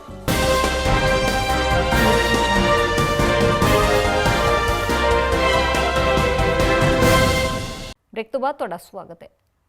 Shri Guru Nanak Sahib ji ਲੋਕ ਭਲਾਈ ਟਰੱਸਟ ਹਾਂਗਕਾਂਗ ਵੱਲੋਂ ਜ਼ਿਲ੍ਹੇ ਦੇ ਬੇਹੱਦ 15 ਲੋੜਵੰਦ ਪਰਿਵਾਰਾਂ ਨੂੰ ਮਹੀਨਾਵਾਰ ਰਾਸ਼ਨ ਦੀ ਵੰਡ ਕੀਤੀ ਗਈ। ਇਹ ਰਾਸ਼ਨ ਪੰਜਾਬ ਦੇ ਸੇਵਾਦਾਰ ਨੇ ਬਰਨਾਲਾ ਜ਼ਿਲ੍ਹੇ ਦੇ ਵਿਧਾਨ ਸਭਾ ਹਲਕਾ ਭਦੌੜ, ਮਹਿਲ ਕਲਾਂ ਅਤੇ ਵਿਧਾਨ ਸਭਾ ਹਲਕਾ ਬਰਨਾਲਾ ਅਧੀਨ ਪੈਂਦੇ ਕਈ ਪਿੰਡਾਂ ਵਿਖੇ ਰਹਿੰਦੇ ਲੋੜਵੰਦ ਪਰਿਵਾਰਾਂ ਨੂੰ ਰਾਸ਼ਨ ਦੀ ਵੰਡ ਕੀਤੀ ਗਈ। ਇਹ ਰਾਸ਼ਨ ਪ੍ਰਾਪਤ ਕਰਨ ਵਾਲਿਆਂ ਵਿੱਚ ਬਜ਼ੁਰਗ, ਵਿਧਵਾਵਾਂ, ਅੱਖੋਂ ਸੁਨੱਖੇ ਅਤੇ ਸਧਾਰਨ ਪਰਿਵਾਰਕ ਮੈਂਬਰ ਮੌਜੂਦ ਸਨ। ਬਈ ਅਸੀਂ ਤਾਂ ਮੈਂ ਤਾਂ ਆਪ ਦਿਹਾੜੀ ਦੱਪਾ ਕਰਦੇ ਕਿਤੇ ਜੀ ਕਰਦਾ ਵਗ ਜਾਂਦੇ ਨਹੀਂ ਨਾ ਅਸੀਂ ਬਈ। ਜਿਵੇਂ ਸਾਨੂੰ ਟਰਸਟ ਵੱਲੋਂ ਸਹਾਇਤਾ ਦਿੱਤੀ ਜਾਂਦੀ ਹੈ ਕਿ ਸਰਕਾਰ ਵੱਲੋਂ ਕੋਈ ਸਮੇਂ ਸਿਰ ਸਹੂਲਤਾਂ ਮਿਲੀਆਂ ਕਿ ਨਹੀਂ ਮਿਲੀਆਂ, ਉਹਦੇ ਬਾਰੇ ਤੁਸੀਂ ਕੀ ਕਹਿੰਦੇ ਹੋ? ਵਧੀਆ ਬਈ, ਸਾਰਿਆਂ ਨੂੰ ਇਸ ਤੋਂ ਵਧੀਆ ਕਹਿੰਦੇ ਵੀ ਵਧੀਆ ਜਿਹੜਾ ਸਾਨੂੰ ਕੋਈ ਇਹ ਗੁਰੂ ਨਾਨਕ ਦੇਵ ਜੀ ਲੋਕ ਭਲਾਈ ਟਰੱਸਟ ਹਾਂਗਕਾਂਗ ਵੱਲੋਂ ਜਿਹੜਾ ਇਹ ਰਾਸ਼ਨ ਮਹੀਨਾਵਾਰ ਲੋੜਵੰਦਾਂ ਨੂੰ ਦਿੱਤਾ ਜਾਂਦਾ। 6 ਸਾਲ ਤੋਂ ਲਗਾਤਾਰ ਇਹ ਜਿਹੜਾ ਹੈ ਰਾਸ਼ਨ ਵੰਡ ਰਹੇ ਹਾਂ ਜੀ ਤੇ ਜਿਹਦੇ ਵਿੱਚ ਜੋ ਕੋਈ ਜਿਵੇਂ ਕੋਈ ਸਕਦਾ ਜਾਂ ਕੋਈ ਵਿਧਵਾ ਔਰਤ ਹੈ ਜਾਂ ਕੋਈ ਹੋਰ ਮਜਬੂਰੀ ਬਿਮਾਰ ਹੈ ਤਾਂ ਉਹਨਾਂ ਨੂੰ ਗੁਰੂ ਨਾਨਕ ਦੇਵ ਜੀ ਲੋਕ ਭਲਾਈ ਟਰੱਸਟ ਹਾਂਗਕਾਂਗ ਵੱਲੋਂ ਰਾਸ਼ਨ ਵੀ ਦਿੱਤਾ ਜਾਂਦਾ ਜੀ। ਤੇ ਜੇ ਕੋਈ ਲੋੜਵੰਦ ਜ਼ਿਆਦਾ ਲੋੜਵੰਦ ਬੱਚੀ ਕੋਈ ਹੁਸ਼ਿਆਰ ਹੈ ਪੜ੍ਹਾਈ ਦੇ ਵਿੱਚ ਉਹਦੀ ਫੀਸ ਵੀ ਭਰੀ ਜਾਂਦੀ ਹੈ ਜੀ। ਤੇ ਕੋਈ ਬਿਲਕੁਲ ਨਾ ਆਸਰਾ ਘਰ ਨਹੀਂ ਬਸਦਾ ਉਹਦੀ ਘਰ ਦੇ ਵਿੱਚ ਵੀ ਹੈਲਪ ਕੀਤੀ ਜਾਂਦੀ ਹੈ ਜੀ। 6 ਸਾਲ ਤੋਂ ਲਗਾਤਾਰ ਟਰੱਸਟ ਚੱਲ ਰਿਹਾ ਜੀ। ਤਕਰੀਬਨ ਜੀ ਹਰ ਮਹੀਨੇ ਤਕਰੀਬਨ 150 ਪਰਿਵਾਰ ਨੂੰ ਰਾਸ਼ਨ ਆਉਂਦਾ ਜੀ ਗੁਰੂ ਨਾਨਕ ਦੇਵ ਜੀ ਲੋਕ ਭਲਾਈ ਟਰੱਸਟ ਹਾਂਗਕਾਂਗ ਵੱਲੋਂ। ਤੇ ਜਿਹੜਾ ਇਲਾਜ ਹੈ 70 ਮਰੀਜ਼ਾਂ ਦਾ ਕੰਪਲੀਟ ਇਲਾਜ ਅਸੀਂ ਕਰਵਾ ਚੁੱਕੇ ਹਾਂ ਜੀ। ਘੱਟੋ ਘੱਟ 250-300 ਦੇ ਮਰੀਜ਼ ਨੂੰ ਜਿਹੜੀ ਸਹਾਇਤਾ ਦਿੱਤੀ ਜਾ ਰਹੀ ਹੈ। ਕੋਈ ਲੋੜਵੰਦ ਜਿਵੇਂ 15-20 ਸਾਲ ਤੋਂ ਛੋਟੀ ਉਮਰ ਦਾ ਬੱਚਾ ਕੋਈ ਇਲਾਜ ਨਹੀਂ ਕਰਵਾ ਸਕਦਾ ਤਾਂ ਪਹਿਲਾਂ ਟਰੱਸਟ ਵੱਲੋਂ 50,000 ਰੁਪਏ ਦਿੱਤਾ ਜਾਂਦਾ ਸੀ, ਫਿਰ 25, ਇਸ ਟਾਈਮ ਅਸੀਂ 15,000 ਰੁਪਏ ਮਰੀਜ਼ ਨੂੰ ਦੇ ਰਹੇ ਹਾਂ ਕਿਉਂਕਿ ਵੀਡੀਓ ਜਾਂ ਦੁਖੀ ਲੋਕਾਂ ਦੀਆਂ ਜ਼ਿਆਦਾ ਜਾਂਦੀਆਂ ਨੇ। ਸੋ ਇਹਦੀ ਇਨਕੁਆਇਰੀ ਕਰਕੇ 10 ਦੀ ਡਿਊਟੀ ਲੱਗਦੀ ਹੈ, 10 ਸੇਵਾਦਾਰ ਹੈ ਪੰਜਾਬ ਦਾ ਤੇ ਟਰੱਸਟ ਵੱਲੋਂ ਜੋ ਵੀਡੀਓ ਸਹੀ ਪਾਈ ਜਾਂਦੀ ਹੈ ਉਹਦੀ ਸਹਾਇਤਾ ਜਿਹੜੀ ਕੀਤੀ ਜਾਂਦੀ ਹੈ। ਨਸ਼ਾ ਛੁਡਾਓ ਕੇਂਦਰਾਂ ਵਿੱਚੋਂ ਨਸ਼ਾ ਛੱਡਣ ਵਾਲੀਆਂ ਦਵਾਈਆਂ ਨਾ ਮਿਲਣ ਕਾਰਨ ਨਸ਼ਾ ਛੱਡਣ ਵਾਲਿਆਂ ਵੱਲੋਂ ਲਗਾਤਾਰ ਇਸ ਦਾ ਵਿਰੋਧ ਕੀਤਾ ਜਾ ਰਿਹਾ ਹੈ। ਪੱਟੀ ਦੇ ਪਿੰਡ ਘਰਿਆਲਾ 'ਚ ਬਣੇ CHC ਹਸਪਤਾਲ ਦੇ ਓਟ ਸੈਂਟਰ 'ਚ ਨਸ਼ਾ ਛੱਡਣ ਦੇ ਇੱਛੁਕ ਦਵਾਈ ਨਾ ਮਿਲਣ ਕਾਰਨ ਖੱਜਲ ਖਵਾਰ ਹੋ ਰਹੇ ਹਨ। ਪੇਸ਼ ਹੈ ਇੱਕ ਰਿਪੋਰਟ। ਸੂਬੇ ਅੰਦਰ ਸਰਕਾਰ ਵੱਲੋਂ ਨਸ਼ਾ ਖਤਮ ਕਰਨ ਦੇ ਦਾਅਵੇ ਤਾਂ ਕੀਤੇ ਜਾ ਰਹੇ ਹਨ ਪਰ ਉੱਥੇ ਹੀ ਨਸ਼ਾ ਛੱਡਣ ਦੇ ਚਾਹਵਾਨ ਦਵਾਈ ਨਾ ਮਿਲਣ ਕਾਰਨ ਕਾਫੀ ਮੁਸ਼ਕਲਾਂ ਦਾ ਸਾਹਮਣਾ ਕਰ ਰਹੇ ਹਨ। ਸੁਨਾਮ ਤੋਂ ਬਾਅਦ ਹੁਣ ਪੱਟੀ ਦੇ ਪਿੰਡ ਘਰਿਆਲਾ 'ਚ ਨਸ਼ਾ ਛੱਡਣ ਦੇ ਇੱਛੁਕ ਵਿਅਕਤੀਆਂ ਵੱਲੋਂ ਇਸ ਵਿਰੁੱਧ ਮੋਰਚਾ ਖੋਲ੍ਹ ਦਿੱਤਾ ਗਿਆ। ਨਸ਼ਾ ਛੱਡਣ ਵਾਲੇ ਵਿਅਕਤੀਆਂ ਦਾ ਕਹਿਣਾ ਹੈ ਕਿ ਉਹਨਾਂ ਨੂੰ ਨਸ਼ਾ ਛੱਡਣ ਦੀ ਦਵਾਈ ਨਹੀਂ ਮਿਲ ਰਹੀ ਜਿਸ ਕਾਰਨ ਉਹਨਾਂ ਨੂੰ ਕਈ ਤਰ੍ਹਾਂ ਦੀਆਂ ਮੁਸ਼ਕਲਾਂ ਦਾ ਸਾਹਮਣਾ ਕਰਨਾ ਪੈ ਰਿਹਾ ਹੈ। ਉਹਨਾਂ ਦਾ ਕਹਿਣਾ ਹੈ ਕਿ ਦਵਾਈ ਲੈਣ ਲਈ ਉਹ ਸਵੇਰੇ 4 ਵਜੇ ਆ ਕੇ ਲਾਈਨਾਂ ਵਿੱਚ ਖੜੇ ਹੋ ਜਾਂਦੇ ਨੇ ਜਦੋਂ ਕਿ ਗੋਲੀਆਂ ਵੰਡਣ ਲਈ ਸਟਾਫ 9 ਵਜੇ ਆਉਂਦਾ ਹੈ ਅਤੇ ਉਦੋਂ ਵੀ ਸਾਰਿਆਂ ਨੂੰ ਦਵਾਈਆਂ ਨਹੀਂ ਦਿੱਤੀਆਂ ਜਾਂਦੀਆਂ। ਨਸ਼ਾ ਛੱਡਣ ਦੇ ਚਾਹਵਾਨਾਂ ਵੱਲੋਂ ਦੋਸ਼ ਲਗਾਇਆ ਗਿਆ ਹੈ ਕਿ ਸਟਾਫ ਉਹਨਾਂ ਨੂੰ ਅਪਮਾਨਜਨਕ ਸ਼ਬਦ ਵੀ ਬੋਲਦਾ ਹੈ। ਇਸ ਸੰਬੰਧੀ ਜਾਣਕਾਰੀ ਦਿੰਦਿਆਂ ਨਸ਼ਾ ਛੱਡਣ ਦੇ ਚਾਹਵਾਨ ਸੁਖਪਾਲ ਸਿੰਘ ਨੇ ਦੱਸਿਆ ਕਿ ਉਹ ਇੱਥੇ ਪ੍ਰਤੀਦਿਨ ਦਵਾਈ ਖਾਣ ਲਈ ਆਉਂਦੇ ਹਨ ਪਰ ਉਹਨਾਂ ਨੂੰ ਦਵਾਈ ਪੂਰੀ ਤਰ੍ਹਾਂ ਨਹੀਂ ਦਿੱਤੀ ਜਾਂਦੀ। ਤੇ ਅਸੀਂ ਇੱਥੇ ਆਪਣੀ ਦਵਾਈ ਖਾਣ ਆਉਣੇ ਆ। ਸੈਂਟਰ ਸਰਕਾਰ ਨੇ ਦਵਾਈ ਲਾਈ ਆ ਤੇ ਸਾਨੂੰ 2 ਦਿਨਾਂ ਦੇ ਇੱਕ ਦਿਨ ਦੀ ਦਵਾਈ ਦਿੰਦੇ ਆ, ਉਹ ਵੀ ਕੱਟ ਵੱਢ ਕੇ ਦਿੰਦੇ ਆ। ਇੱਥੇ ਵੇਖੋ ਤੁਸੀਂ ਆਪ ਵੀ ਵੇਖ ਲਓ ਵੀ ਕੀ ਹਾਲ ਹੋਣ ਡਿਆ ਵਾ ਤੇ ਸਾਨੂੰ ਦਵਾਈ ਜ਼ਿਆਦਾ ਨਹੀਂ 3 ਦਿਨਾਂ ਦੀ ਦਵਾਈ ਮਿਲਣੀ ਚਾਹੀਦੀ ਆ। ਦਵਾਈ ਸਾਡੀ ਪੂਰੀ ਮਿਲਣੀ ਚਾਹੀਦੀ ਆ। 7:30 ਵਜੇ ਸਾਰੇ ਸੈਂਟਰ ਖੁੱਲ੍ਹਦੇ ਆ, ਇਹ 8:30 ਹੋ ਗਏ ਅਜੇ ਤੱਕ ਸੈਂਟਰ ਨਹੀਂ ਖੁੱਲ੍ਹਾ ਤੇ ਆਹ ਤੁਸੀਂ ਆਪ ਹੀ ਵੇਖ ਲਓ। ਖਾਲਸਾ ਕੱਲ ਐਤਵਾਰ ਇਹਨਾਂ ਆਖਿਆ ਵੀ ਸ਼ਨੀਵਾਰ ਇਹਨਾਂ ਕਹਿ ਦਿੱਤਾ ਵੀ ਕੋਈ ਵੀ ਦਵਾਈ ਲੈਣ ਨਾ ਆਵੇ। ਕੱਲ ਜਿਹੜੇ ਬੰਦਿਆਂ ਨੂੰ ਨਹੀਂ ਪਤਾ ਉਹ ਬੰਦੇ ਆਏ ਆ, ਉਹਨਾਂ ਨੂੰ ਮੁੜ ਕੇ ਇੱਕ ਗੋਲੀ ਦਿੱਤੀ ਇਹਨਾਂ, ਕਈਆਂ ਨੂੰ 2-2 ਵੀ ਦਿੱਤੀਆਂ। ਕਈ ਘਰ ਤੜਫਦੇ ਰਹੇ। ਜੇ ਕੋਈ ਕਿਸੇ ਨੇ ਕੋਈ 500 ਦਾ 1000 ਦਾ ਘਰੋਂ ਲੜ ਕੇ ਨੁਕਸਾਨ ਆਪਦਾ ਕੋਈ ਸਮਾਨ ਹੀ ਲਾ ਲਿਆ, ਜੇ ਕਿਸੇ ਕੋਲ ਮਾਸਾ ਫੜਿਆ ਗਿਆ ਤਾਂ ਉਹ ਅਗਲੇ ਛੱਤਰ ਮਾਰ ਸਾਨੂੰ ਉੱਥੇ ਅੰਦਰ ਕਰ ਦੇਣਾ ਤੇ ਜਾਂ ਤਾਂ ਸਾਨੂੰ ਕਿਸੇ ਨੂੰ ਨਾ ਦੇਣ ਤੇ ਜਾਂ ਤਰੀਕੇ ਨਾਲ ਦੇਣ। ਚਿੱਟੀ ਦਾੜੀ ਆ, ਕਦੀ ਆਖ ਦਿੰਦੇ ਤੁਸੀਂ ਲੈਕਚਰ ਸ਼ੁਰੂ ਕਰਤਾ, ਕਦੀ ਕੁਛ ਕਰਤਾ। ਸਾਰੇ ਚੰਗੀਆਂ ਫੈਮਲੀਆਂ ਨੂੰ ਬਲੌਕ ਕਰਦੇ ਬੰਦੇ, ਕੋਈ ਮਾੜਾ ਨਹੀਂ। ਮਜਬੂਰੀ ਸਾਡੀ, ਚਾਅ ਨਹੀਂਗਾ ਇੱਥੇ ਆਉਣ ਦਾ। ਸਾਨੂੰ ਇਹੋ ਹੀ ਆ ਵੀ ਦਵਾਈ ਜਿਹੜੀ ਦਿੱਤੀ ਜਾਵੇ ਤਰੀਕੇ ਨਾਲ। ਅਸੀਂ ਇਹਨਾਂ ਦੀ ਇੱਜ਼ਤ ਕਰਦੇ ਆ। ਇਹਨਾਂ ਨੂੰ ਚਾਹੀਦਾ ਦਵਾਈ ਜਿੰਨੀ ਹੈਗੀ ਪੂਰੀ ਦਿੱਤੀ ਜਾਵੇ। ਦਿਹਾੜੀਦਾਰ ਬੰਦੇ ਜਿਹੜੇ ਉਹਨਾਂ ਨੂੰ ਵੀ ਤੇ ਜੇ 5-4 ਦਿਨਾਂ ਦੀ ਇਕੱਠੀ ਮਿਲ ਜੇ ਤੇ ਫਿਰ ਆਖ ਲਓ ਮਿਹਰਬਾਨੀ। ਚਲੋ ਇੱਕ ਹੋਰ ਨਸ਼ਾ ਛੱਡਣ ਵਾਲੇ ਸੁਖਵੰਤ ਸਿੰਘ ਨਾਂ ਦੇ ਵਿਅਕਤੀ ਨੇ ਕਿਹਾ ਕਿ ਜਦੋਂ ਸਰਕਾਰ ਵੱਲੋਂ ਜਾਰੀ ਕੀਤੀ ਗਈ ਸਰਕਾਰੀ ਦਵਾਈ ਲੈਣ ਲਈ ਹਸਪਤਾਲ ਆਏ ਤਾਂ ਉਹਨਾਂ ਨਾਲ ਬਦਸਲੂਕੀ ਕੀਤੀ ਗਈ। ਸਾਡਾ ਮਸਲਾ ਹੈ ਕਿ ਅਸੀਂ ਇੱਥੇ ਦਵਾਈ ਖਾਣ ਆਉਂਦੇ ਹਾਂ ਜੋ ਸਰਕਾਰ ਨੇ ਸਾਨੂੰ ਸਾਡੇ ਵਾਸਤੇ ਲਾਈਆਂ। ਅਸੀਂ ਜਦੋਂ ਖਾਣ ਆਉਂਦੇ ਇੱਕ ਤਾਂ ਸਭ ਤੋਂ ਪਹਿਲਾਂ ਸਾਡੇ ਨਾਲ ਬਦਸਲੂਕੀ ਹੁੰਦੀ ਹੈ। ਸਾਨੂੰ ਤਮੀਜ਼ ਦੇ ਨਾਲ ਕੋਈ ਸਾਡੇ ਨਾਲ ਗੱਲਬਾਤ ਨਹੀਂ ਪਤਾ ਨਹੀਂ ਸਾਡਾ ਕਿਉਂ। ਮੈਡਮਾਂ ਨੇ ਜੋ ਅੰਦਰਲਾ ਸਟਾਫ ਹੈ ਉਹ ਸਾਨੂੰ ਮਤਲਬ ਬਿਲਕੁਲ ਗਿਰਿਆ ਹੋਇਆ ਕੋਈ ਸਮਝਦਾ ਜਿਹੜੇ ਇੱਥੇ ਨਸ਼ਾ ਕਰਨ ਆ ਰਹੇ ਆ। ਪਰ ਸਾਡੀਆਂ ਕੋਈ ਆਰਥਿਕ ਮਜਬੂਰੀਆਂ ਨੇ ਜਿਨ੍ਹਾਂ ਦੇ ਕਰਕੇ ਅਸੀਂ ਇੱਥੇ ਆ ਰਹੇ ਹਾਂ। ਸਰਕਾਰਾਂ ਨੇ ਅਸੀਂ ਇਹ ਚੀਜ਼ਾਂ ਲਾਗੂ ਕੀਤੀਆਂ ਤਦ ਹੀ ਅਸੀਂ ਆ ਰਹੇ। ਅਸੀਂ ਕੋਈ ਚੋਰੀ ਨਹੀਂ ਕਰਦੇ, ਡਾਕਾ ਨਹੀਂ ਕਰਦੇ। ਉਸ ਤੋਂ ਬਾਅਦ ਦੂਜੀ ਗੱਲ ਹੈ ਸਾਨੂੰ ਸਾਡੀ ਪੂਰੀ ਦਵਾਈ ਨਹੀਂ ਮਿਲਦੀ। ਸਹੀ ਗੱਲ। ਜਦੋਂ ਇਹਨਾਂ ਦਾ ਚਿੱਤ ਕਰਦਾ ਆ ਉਦੋਂ ਇਹ ਦਵਾਈਆਂ ਬੰਦ ਕਰਾ ਦਿੰਦੇ ਆ। 3 ਦਿਨ ਨਹੀਂ ਮਿਲਦੀ, 2 ਦਿਨ ਨਹੀਂ ਮਿਲਦੀ। ਅੱਛਾ ਜੇ ਅਸੀਂ ਅਗਲੇ ਦਿਨ ਆਉਂਦੇ ਹਾਂ ਸਾਨੂੰ ਪਿਛਲੀ ਦਵਾਈ ਫੇਰ ਨਹੀਂ ਦਿੱਤੀ ਜਾਂਦੀ। ਇੱਕ ਗੋਲੀ ਅੱਜ ਖਾ ਲਓ ਤੇ 2 ਭਲਕੇ ਖਾ ਲਓ। ਕੱਲ ਇੱਥੇ ਆਪਾਂ ਨੇ ਇਤਰਾ ਹੀ ਕੀਤਾ। ਕੱਲ ਅਸੀਂ ਆਏ ਆ, ਇੱਕ ਗੋਲੀ ਇਹਨਾਂ ਦਿੱਤੀ ਆ। ਇਹਨਾਂ ਨੂੰ ਕਹਿੰਦਾ ਰਿਹਾ ਮੈਡਮ ਮੈਂ ਤਾਂ ਪਹਿਲੋਂ ਵੀ ਨਹੀਂ ਇੱਕ ਦਿਨ ਆਇਆ ਤੇ ਮੈਨੂੰ ਅੱਜ ਦੀਆਂ ਦੇ ਦਿਓ, 2 ਦੇ ਦਿਓ, 1 ਘਟਾ ਲਓ। ਇਹਨਾਂ ਵੇਦ ਕੇ 1 ਹੀ ਦਿੱਤੀ ਆ। ਦਵਾਈ ਪੂਰੀ ਨਹੀਂ ਦਿੰਦੀ, ਪੂਰੀ ਨਹੀਂ ਦਵਾਈ ਦਿੱਤੀ। ਕੋਈ ਵੀ ਦਵਾਈ ਪੂਰੀ ਨਹੀਂ ਦਿੱਤੀ ਜਾਂਦੀ। ਇੱਕ ਬੰਦਾ ਹੁਣ ਮਸ਼ੀਨ ਤੇ ਕੰਮ ਕਰਨ ਡਿਆ ਏ, ਮਸ਼ੀਨ ਚਲਾਉਣ ਡਿਆ ਏ। ਜੇ ਕਿਸੇ ਵੇਲੇ ਨਹੀਂ ਵੀ ਆਇਆ ਜਾਂਦਾ ਸਾਡੇ ਤੋਂ, ਜੇ ਅਸੀਂ ਵੱਧ ਜਾਂਦੀ ਹੈ ਤਾਂ ਅਗਲੇ ਦਿਨ ਖਾ ਲੈਂਦੇ। ਅਸੀਂ ਅਗਲੇ ਦਿਨ ਨਹੀਂ ਆਉਂਦੇ ਤੇ ਬਾਅਦ 'ਚ ਸਾਨੂੰ ਦਵਾਈਆਂ ਨਹੀਂ ਦਿੰਦੇ। ਬੰਦੇ ਬਹੁਤ ਖਰਾਬ ਕਰਦੇ ਆ। ਇੱਕ ਬੰਨੇ ਕਿਸੇ ਨੇ ਵੱਟਾਂ ਚੋਪੜੀਆਂ, ਕਿਸੇ ਨੇ ਝੋਨਾ ਲਾਉਣਾ ਹੈ। ਆ ਵੇਖੋ ਕਿਸ ਤਰ੍ਹਾਂ ਮੁਲਕ ਖੜਾ ਹੈ। ਉਧਰ ਦੂਜੇ ਪਾਸੇ ਐਸਐਮਓ ਡਾਕਟਰ ਗੁਰਦੀਪ ਸਿੰਘ ਰਾਏ ਵੱਲੋਂ ਲੋਕਾਂ ਦੇ ਦੋਸ਼ਾਂ ਨੂੰ ਸਿਰੇ ਤੋਂ ਨਕਾਰਿਆ ਗਿਆ। ਉਹਨਾਂ ਦਾ ਕਹਿਣਾ ਹੈ ਕਿ ਅਧਿਕਾਰੀਆਂ ਵੱਲੋਂ ਸਾਰਿਆਂ ਨਾਲ ਚੰਗੀ ਤਰ੍ਹਾਂ ਗੱਲਬਾਤ ਕੀਤੀ ਜਾਂਦੀ ਹੈ। ਇਸ ਤਰ੍ਹਾਂ ਹੈ ਕਿ ਸਾਡੇ ਕੋਲ ਕਈ ਵਾਰੀ ਵਿੱਚੋਂ ਦਵਾਈ ਦੀ ਸ਼ਾਰਟੇਜ ਹੋ ਜਾਂਦੀ ਹੈ, ਉਹਦੇ ਵਾਸਤੇ ਫਿਰ ਸਾਨੂੰ ਦਵਾਈ ਇੱਕ ਦਿਨ ਦੀ ਦੇਣ ਦੇ ਹੁਕਮ ਆਏ। ਜਦੋਂ ਇੱਕ ਦਿਨ ਦਵਾਈ ਦਿਆਂਗੇ ਉਹ ਨੈਚੁਰਲੀ ਉੱਥੇ ਫਿਰ ਉਹ ਘੱਟ ਹੋ ਜਾਂਦਾ, ਭੀੜ ਹੋ ਜਾਂਦੀ। ਬਾਕੀ ਸਾਡਾ ਸੈਂਟਰ 8 ਤੋਂ 2 ਡੇਲੀ ਖੁੱਲ੍ਹਦਾ ਹੈ, ਸੰਡੇ ਵਾਲਾ ਦਿਨ 8 ਤੋਂ 12 ਚੱਲਦਾ ਹੈ। ਸਾਰੇ ਕੋਈ ਲੋਕਾਂ ਦਾ ਇਹ ਵੀ ਕਹਿਣਾ ਕਿ ਜਿਹੜੇ ਉੱਥੇ ਮੈਡਮਾਂ ਢਾਲੀਆਂ ਤੋਂ ਟਿਕਾਣੇ ਤੋਂ ਉਹ ਸਾਨੂੰ ਜਿਹੜਾ ਮਤਲਬ ਕਿ ਤਰੀਕੇ ਨਾਲ ਨਹੀਂ ਬੋਲਦੇ, ਸਾਨੂੰ ਮਤਲਬ ਕਿ ਜੇਲ ਕਰਦੇ ਨੇ। ਸਾਡੇ ਜਿਹੜੇ ਸਟਾਫ ਮੈਂਬਰ ਆ ਉਹ ਮੁਲਾਜ਼ਮਾਂ ਨਾਲ ਜਾਂ ਆਪਣੇ ਜੋ ਵੀ ਆਪਣੇ ਮਰੀਜ਼ ਆਉਂਦੇ ਨੇ ਉਹਨਾਂ ਨਾਲ ਬੜੇ ਧਿਆਨ ਨਾਲ ਬੋਲਦੇ ਨੇ। ਉਹਨਾਂ ਵਿੱਚੋਂ ਹੀ ਕਈ ਬੰਦੇ ਖਰਾਬ ਹੋ ਜਾਂਦੇ ਨੇ।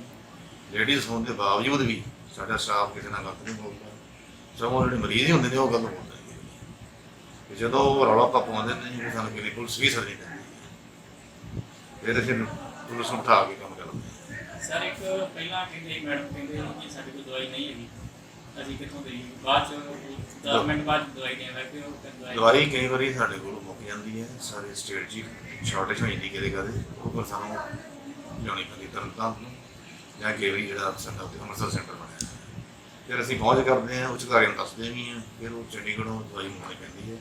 ਇਹ ਗੋਲੀ ਇਕੱਲੀ ਗਿਣਨੀ ਪੈਂਦੀ ਹੁੰਦੀ ਹੈ।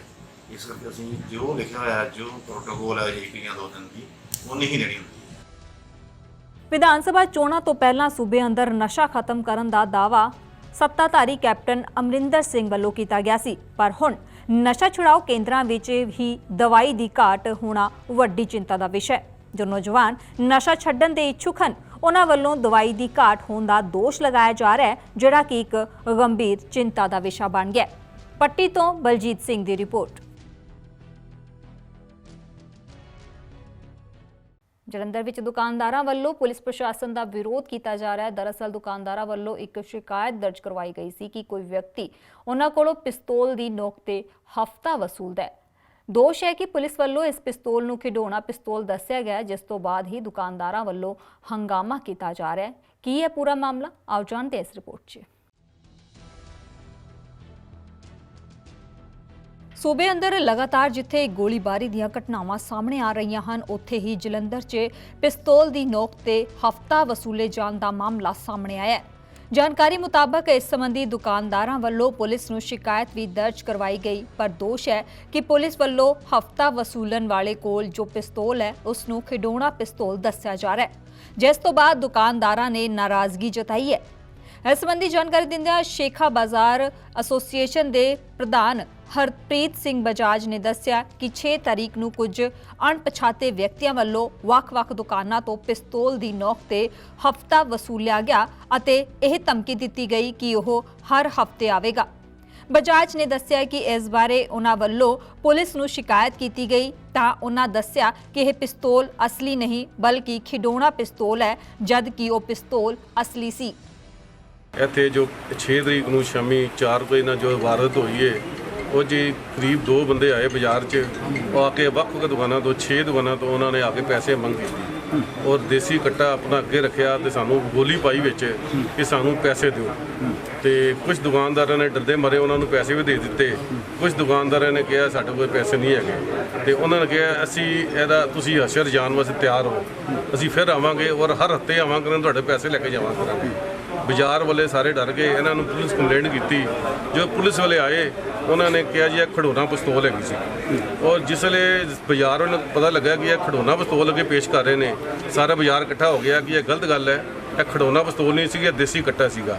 ਔਰ ਅਸੀਂ ਸਾਰੇ ਬਾਜ਼ਾਰ ਨੇ ਵੀਡੀਓ ਕੱਢ ਕੇ ਦਿਖਾਤੀ ਕਿ ਇਹ ਦੇਸੀ ਕੱਟਾ ਸੀਗਾ ਤੇ ਪੁਲਿਸ ਵਾਲੇ ਮੰਨ ਗਏ ਨੇ ਕਿ ਹਾਂ ਦੇਸੀ ਕੱਟਾ ਸੀਗਾ, ਅਸੀਂ ਇਹ ਬਰਾਮਦੀ ਕਰ ਲਈ ਹੈ। ਉਸ ਤੋਂ ਬਾਅਦ ਸਾਰਾ ਬਾਜ਼ਾਰ ਹੁਣ ਇਕੱਠਾ ਹੋਇਆ ਹੈ ਅਰਮਾਨ ਦੀ ਦੁਕਾਨ ਤੇ।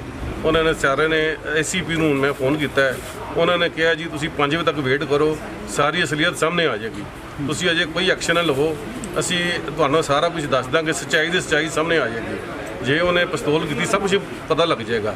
ਹੁਣੇ ਸਾਡੇ ਕੋਲ ਇੰਸਪੈਕਟਰ ਸਾਹਿਬ ਵੀ ਆਏ ਨੇ, ਉਹਨਾਂ ਨੇ ਸਾਨੂੰ ਇਹੀ ਕਿਹਾ ਕਿ ਸ਼ਾਮ ਤੱਕ 4 ਵਜੇ ਪ੍ਰੈਸ ਕਾਨਫਰੰਸ ਹੋਣੀ ਹੈ, ਕੋਈ ਤੁਹਾਨੂੰ ਸਭ ਕੁਝ ਦੱਸ ਦਾਂਗੇ। ਪਰ ਅਸੀਂ ਇੰਨਾ ਕਰ ਲਿਆ ਕਿ ਬੰਦਾ ਟਰੇਸ ਕਰ ਲਿਆ ਇੱਕ ਬੰਦਾ ਫੜ ਲਿਆ, ਇੱਕ ਫੜਿਆ ਨਹੀਂ ਗਿਆ। ਜੇ ਦੂਸਰਾ ਬੰਦਾ ਹੈਗਾ ਉਹ ਅਸੀਂ ਟਰੇਸ ਕਰ ਲਾਂਗੇ, ਜਲਦੀ ਫੜ ਲਾਂਗੇ, ਤੇ ਨਾਲੇ ਪਿਸਤੌਲ ਅਸੀਂ ਬਰਾਮਦ ਕਰ ਲਈਏ ਤੇ ਪੈਸੇ ਵੀ ਸਾਰੇ ਬਰਾਮਦ ਕਰ ਲਏ ਨੇ। ਤੇ ਉਹਨਾਂ ਨੇ ਕਿਹਾ ਬਾਜ਼ਾਰ 'ਚ ਅਸੀਂ ਪ੍ਰੋਟੈਕਸ਼ਨ ਲਗਾਤੀ ਏ, ਤੁਹਾਨੂੰ ਕੋਈ ਅੱਗੋਂ ਘਬਰਾਉਣ ਦੀ ਲੋੜ ਨਹੀਂ, ਅਸੀਂ ਤੁਹਾਡੇ ਪਿੱਛੇ ਬੈਠੇ।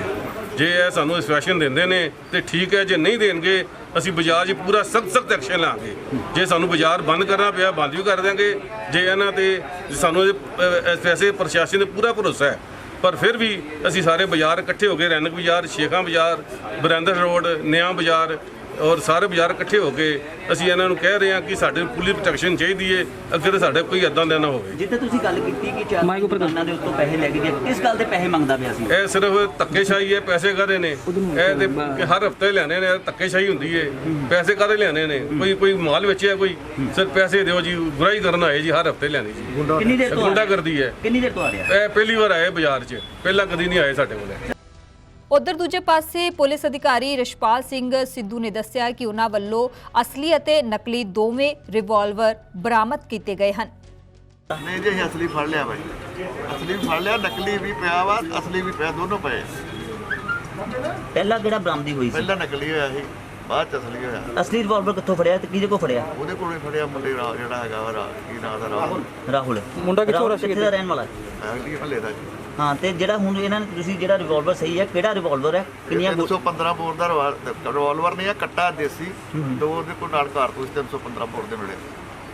ਕੀ ਕਾਰਨ ਕੀ ਹੈ? ਪਹਿਲਾਂ ਨਕਲੀ ਬਰਾਮਦੀ ਹੋ ਗਈ, ਫਿਰ ਅਸਲੀ ਹੋਈ।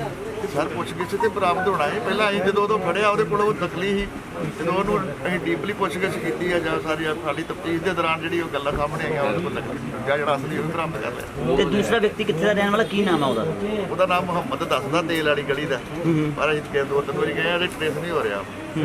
ਜਿਹੜਾ ਮੁੰਡਾ ਫੜਿਆ ਕਿੱਥੋਂ ਫੜਿਆ? ਕੀ ਆਰੋਪ ਕੀ ਹੈ ਜੀ ਇਹਨਾਂ ਦਾ? ਦੁਕਾਨਦਾਰਾਂ ਦਾ ਕੀ ਆਰੋਪ ਸੀ? ਪੁੱਛ ਲਓ, ਤੁਹਾਡੇ ਸਾਹਮਣੇ ਖੜੇ, ਪੁੱਛੋ ਉਹਨਾਂ ਨੂੰ ਕੀ ਆਰੋਪ ਹੈ ਜੀ, ਮੈਂ ਜਵਾਬ ਦੇ ਦੂੰ।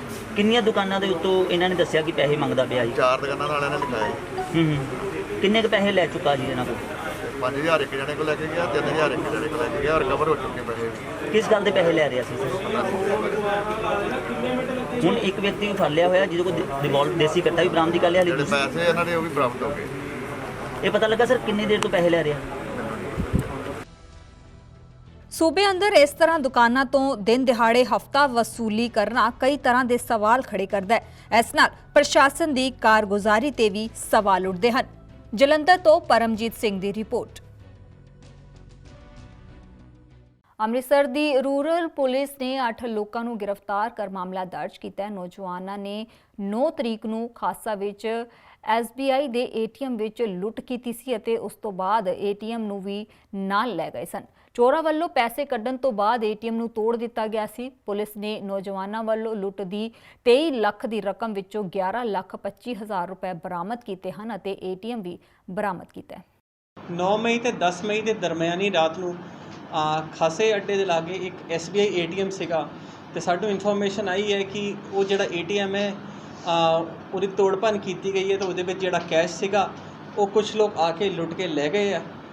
ਇਸ ਵਾਰਦਾਤ ਦੇ ਹੋਣ ਤੋਂ ਬਾਅਦ ਅਸੀਂ ਇਮੀਡੀਏਟਲੀ ਪਰਚਾ ਨੰਬਰ 50 457 380 IPC ਤਹਿਤ ਥਾਣਾ ਘਰਿੰਡਾ ਵਿੱਚ ਦਰਜ ਕੀਤਾ ਹੈ ਤੇ ਇਹਦੀ ਤਫਤੀਸ਼ ਅਸੀਂ ਪ੍ਰਾਇੋਰਟੀ ਤੇ ਅਸੀਂ ਚਲਾਈ ਹੈ।